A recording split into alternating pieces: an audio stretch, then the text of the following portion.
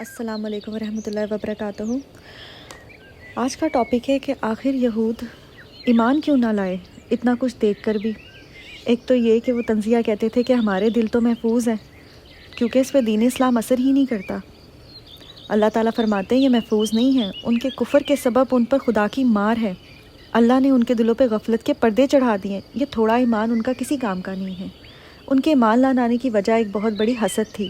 وہ حسد کیا کرتے تھے کہ باقی انبیاء کرام بنی اسرائیل میں سے تھے تو نبوت ہم پر ختم کیوں نہیں ہوئی، یہ بنو اسماعیل سے کیوں آئے، اور حضرت محمد صلی اللہ علیہ وسلم حضرت اسماعیل علیہ السلام کی اولاد میں سے تھے۔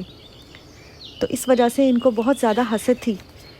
یہودیوں کی ایک قسم تھی جو کہتی تھی کہ جبرائیل کو، وہ حضرت جبرائیل علیہ السلام کو بھی اپنا دشمن سمجھتے تھے کیونکہ اللہ تعالیٰ نے ان کے ذریعے ان پر عذاب نازل کرتے تھے۔ یہ کہتے تھے میکائیل کو بھیجیں، وہ وہی لائیں گے تو ہم مانیں گے۔ طرح طرح کی جو ہے وہ خواہشات رکھتے تھے، طرح طرح کی باتیں کرتے تھے، لیکن اللہ نے ان کی یہ بات رد کر دی۔ اللہ کی مرضی جسے چاہے بھیجے۔ حضرت جبرائیل سے عداوت حماقت ہے، یہ اللہ کی مرضی ہے، جسے چاہے وہ اس سے کام لے۔ جو بات نہیں مانیں گے وہ فرشتوں کا بھی دشمن ہے، وہ اللہ اور پیغمبروں کا بھی ہے۔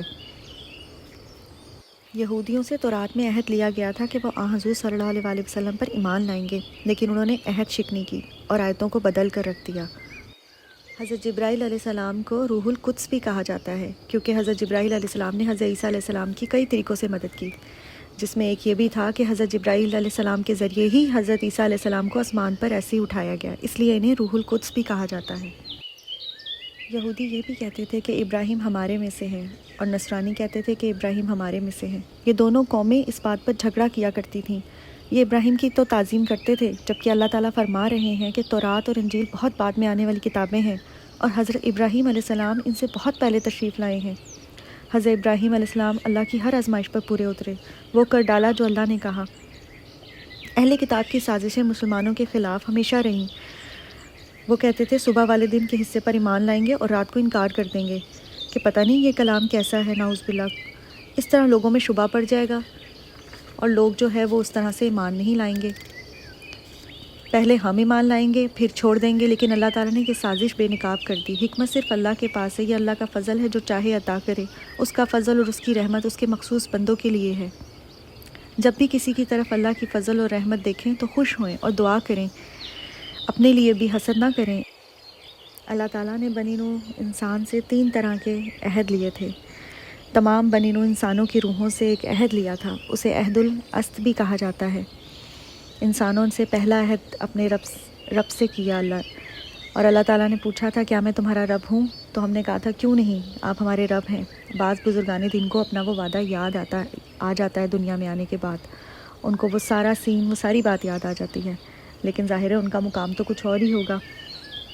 دوسرا عہد اللہ نے لیا اہل کتاب کے علماء سے کہ وہ حق کو نہ چھپائیں، حق کو واضح کر کے بتائیں، صاف کر کے بتائیں، تمام لوگوں میں کھول کھول کر واضح کر دیں۔ اور تیسرا عہد تمام انبیاء سے کہ حضرت محمد صلی اللہ علیہ وسلم کے بارے میں لیا کہ جب ان کا زمانہ پائیں تو ان پر ایمان لائیں، ان کی تائید اور نصرت اپنے لیے اور اپنی اپنی قوموں کے لیے بھی کر کے جائیں۔ اللہ پاک ہم سب کو شریعت اسلام اور پیارے نبی کی سنتوں پہ عمل کرنے کی توفیق عطا فرمائے، ہمیں اپنی زندگی پہ اس پہ عمل کرنے کی توفیق عطا فرمائے، آمین ثم آمین۔ اور میرے تمام مسلمان بہن بھائی، میری مائیں، میری بہنیں، جس مشکلات پریشانیوں میں جو بھی گھری ہوئی ہیں، اللہ پاک غیب سے مدد کرے، مسلمانوں کی مدد کرے۔ اللہ تعالیٰ ہم سب کی تمام مشکلات، پریشانیاں، آزمائشیں ختم کرے، آمین ثم آمین۔ اللہ تعالیٰ ہم سب پر اپنا خاص و خاص کرم کرے۔ اللہ آپ سب کا اور میرا حامی و ناصر۔ اللہ حافظ۔